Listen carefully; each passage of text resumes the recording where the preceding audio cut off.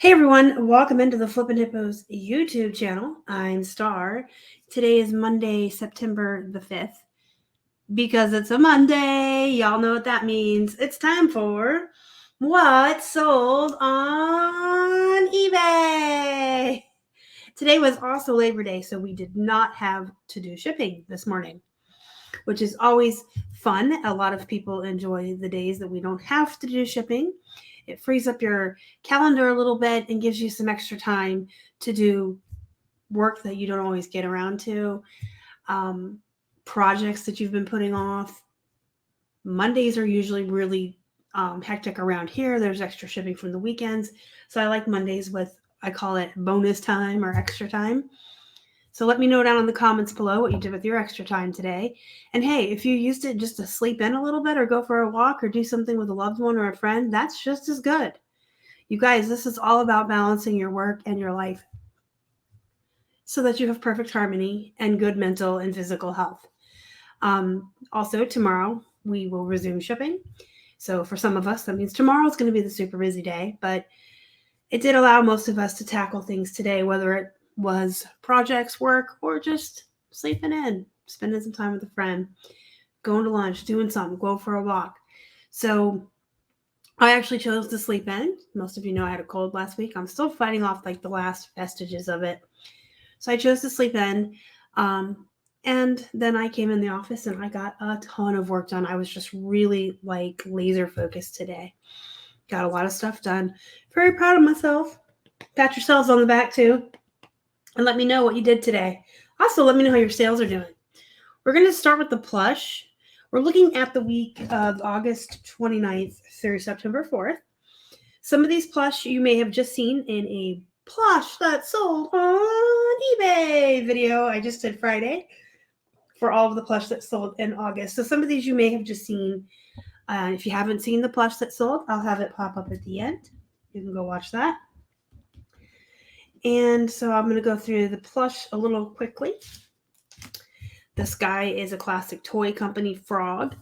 This used to be one of my favorite bread and butter brands. Anymore, it's kind of, I want to call it poop, but then I sell a frog I paid 50 cents for $15.99. So I guess it's just like any other low-end-ish bread and butter. There's going to be poop and there's going to be good ones. So you just have to be willing to look. Dig through the plush. Comps always helps when you look those up, right? A Dandy Shar-Pei dog. I love Dandy. This is a really good bread and butter brand. This guy had a hole, so he would have went for more, but I had to disclose his damage and knock him down a couple dollars in price in accordance. And Shar-Peis are cute. So he sold for $17.99. We have a generic pink Easter bunny with great keywords. You guys can sell unbranded and generic plush, especially when they are themed towards holidays. We've been selling a lot of Easter plush lately. Goes to show you all the things sell all the time, so don't limit yourself. List everything you find whenever you find it. Someone's always looking for a winter coat. Somebody's always looking for a swimsuit. People buy Christmas in July and Halloween in February and Valentine's Day in October. So next up, this is a Hallmark itty bitty. I don't source these anymore. I used to find the itty bitties for like 25 cents or 50 cents and I'd grab them. Not so much anymore. You can see she sold for $10.49, but this one came in a box with a whole bunch of other plush. So, and she was free. Even better, right? So she sold for $10.49. And then we have this Disney NFL Pittsburgh Steelers. No, I did not source this back when I used to live in Pittsburgh. Surprisingly enough, this guy came in a wholesale lot. I believe it was about $1. Mickey Mouse is oversaturated. I tell you guys that all the time. I avoid him unless there's something unique about him. Of course, this one came in a lot, but if I saw him in the wild, I would have picked him up. I know enough that Pittsburgh Steelers is a popular football team. I say that like I'm going to get chomped because I'm a nerd.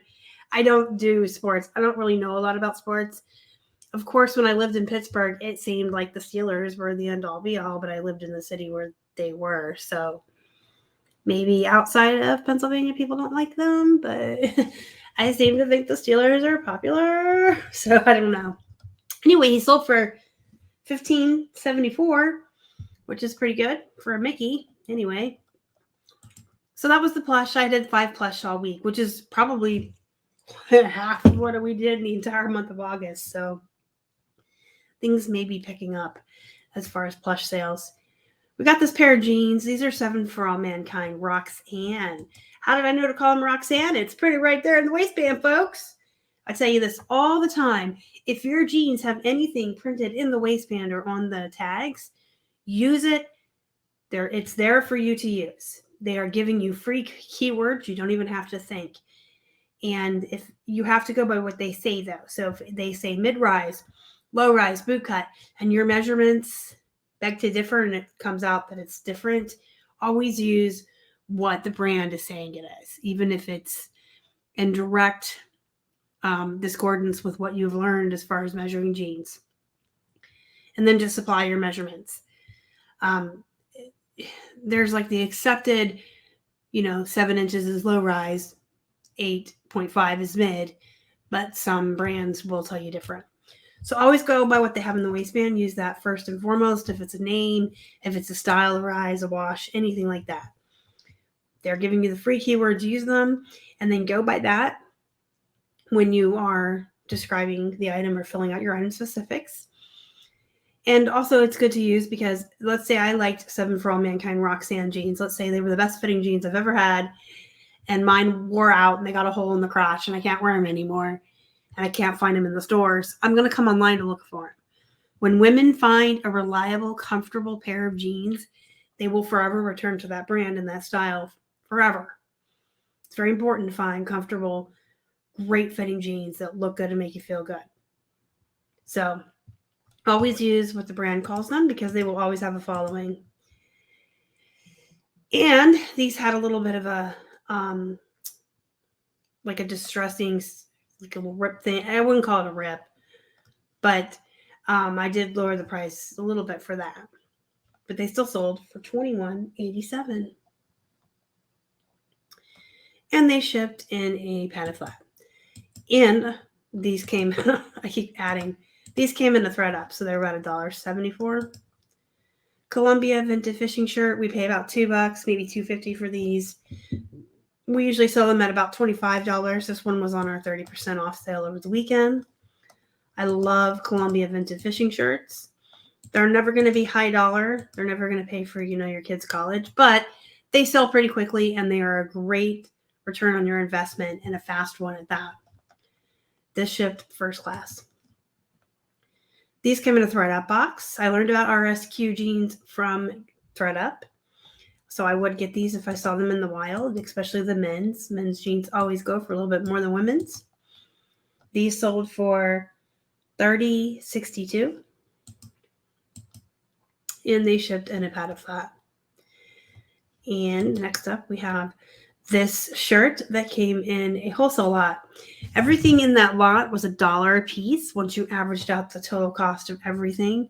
This was a lot that we had purchased back when we lived in Pennsylvania. So this is a little older, has been around for quite some time. I saw what it was. I knew it would eventually sell to the right person who wanted it. $24.99 is what we had it listed for, and it sold for $19 on a best offer, $19.19. A little bit of a long tail. I don't see when I see things like these in the wild, I'm inclined to pick them up too. Of course, I listed it because it came in a lot. But again, business is business, and so this is just me telling you guys, don't let your own personal beliefs or your emotions get in the way of it. I would sell this t-shirt next to an Obama shirt, next to a Hillary shirt, next to a Bible, next to a pack of tarot cards, next to a Wiccan necklace. Money is money, short of doing anything illegal or completely morally wrong, which would also probably be illegal. Sell what you can sell, guys. We all got to pay our bills. We all got to eat. Charles Tyrwhitt dress shirt. So these are super long tail. When you comp them, the prices look great. They're just super long tail and they tend to sit for a long time. However, the ones I got recently within like the last month or two have been selling. And usually this brand sits for longer than that. So typically Keith would avoid this when he was sourcing. I picked some up when I went out sourcing. And just because I know there's a good return on investment, even if they're long tail. But now they're selling faster than they did before for him. So I don't know if this brand got more popular or it's just he's wrong or just luck of the draw. Sometimes things don't follow the pattern historically, right? They're nice shirts. It's a nice brand. I got these for like $2, $2.49. I got a handful of them. This one sold for $19.99, shipped first class. Next up, we have a Nat Nast button front. Nat Nast is a great brand. These sell fast and they sell for good money. This is a double XL, sold for $31.99. It's only been up for a couple of weeks. In fact, I think I might have put this one up right before I went to FlipCon. So paid about $3, maybe $3.50 for these. Love Nat Nast. Always pick it up if you can find it. Lucky Brand Pearl Snaps. So you know me and Keith love our Pearl Snaps, and any brand, I will pick them up if the price is right. I mean, obviously, I'm not going to pay $10, but this was $2 or $2.49 maybe. Really nice Pearl Snap by Lucky Brand for men. Sold for $19.68 on a best offer, and it shipped first class. And then I just have a couple of remotes to show you, just to kind of give you an idea of the remotes we sell that are going to comp at higher than $15. We sell remotes from $7 on up to $80, $90, $100. Excuse me. It just depends on what comes out of the boxes and the pallets that we buy. We pay 25 cents a pound. And if they work, we sell them. We're not going to discriminate because we get such a low cost of goods on them. And a couple of high-end ones typically paid for the whole shipment, and then everything else is icing on the cake. Remotes sell quickly. They're easy to store. They're easy to clean. They're easy to test. They're easy to ship. They're lightweight to ship. I mean, there's just nothing I don't like about remotes. I do like that we get them from our suppliers in bulk, but you can still sell remotes that you find in thrift stores and church sales, garage sales, one-offs, you know. Sometimes they'll have those bins you can go through and they're like 50 cents a piece. So I always like to show a couple just to show you guys what you can be keeping an eye out for. This brand, Teak, that's how I pronounce it. I could be wrong. Sold for $19.99. And every time I've seen that brand, it has sold for like $20 and up. And then there's Panasonics that are $7. There's Panasonics that are $60. So this is one of those brands that has everything in between. But usually these universal remotes that say VCR TV are good. This one, we did take a best offer, $16.16 on. And of course, they both shipped first class. That is it for this week, guys. Let me know what you think down in the comments. If you have any questions, comments, or concerns, you can also leave those down below. The comment section is for you guys, and I do answer everything. Sometimes I'm a little slow about it, but I do answer all comments and try to answer your questions and just interact with you guys when you comment. You can also join our Facebook group, Flippin Hippos Reseller Pod, and tag me in there. That's the fastest way to get a hold of me. Don't forget to hit the thumbs up before you leave. Helps the channel out so much. And if you haven't already and you would like to, please subscribe to the channel. I believe we are about 3 subscribers away from hitting our goal of 10,000 subscribers, which is a really big deal and a huge goal that I have been striving towards for a very long time. So if you want to help us out, if you're not subscribed, please do so we can hit that goal. And then we're going to have some giveaways and we'll celebrate.